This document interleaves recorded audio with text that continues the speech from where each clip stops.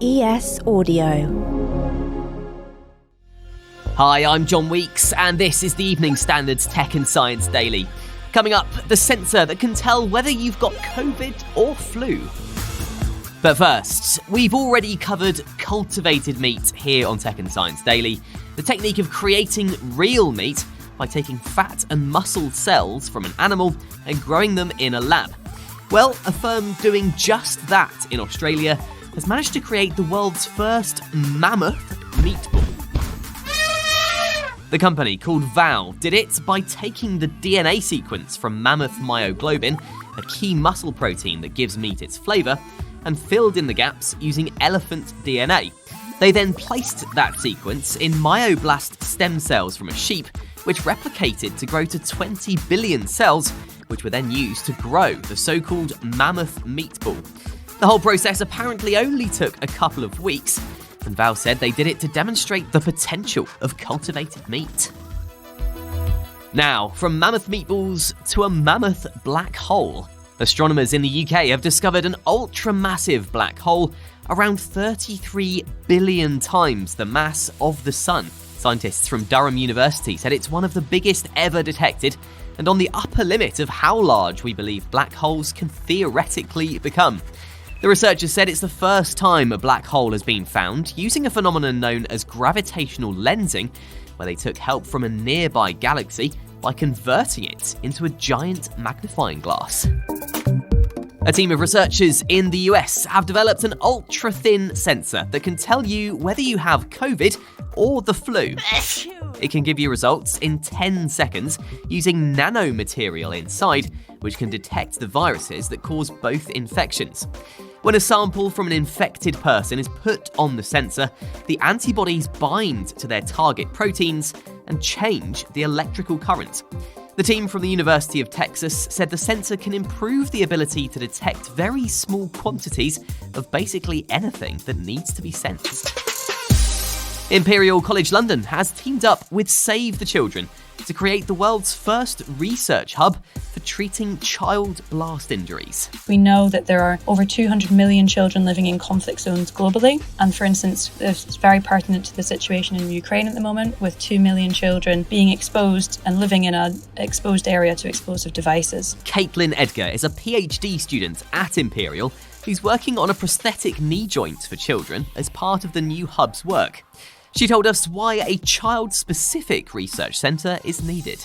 We need to consider that children continue to grow. So for instance, you imagine, I'm sure loads of people have had children and their feet have continued to grow and you're buying new school shoes all the time. That's exactly the same way that you need to do for a prosthetic leg. And Caitlin told us their centre will focus on both the physical and mental challenges children face following blast injuries. There's both physical and mental and psychological challenges that are faced when a child goes through something as terrible as blast injury. And so on our panel of experts that we have had at the launch today, we've had Professor Christopher Eccleston, who's a professor of pain psychology and has done a lot of work with adolescents and children.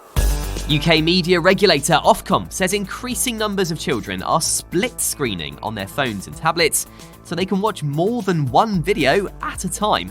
Ofcom's report into children's relationship with media found some even stack videos on top of each other.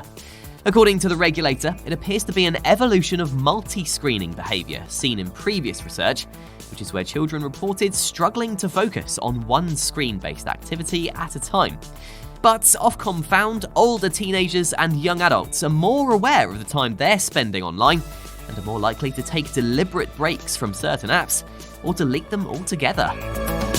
Coming up, a pioneering poo transplant trial and the man who found a gold nugget worth $250,000. Why not hit follow and give us a rating during the break?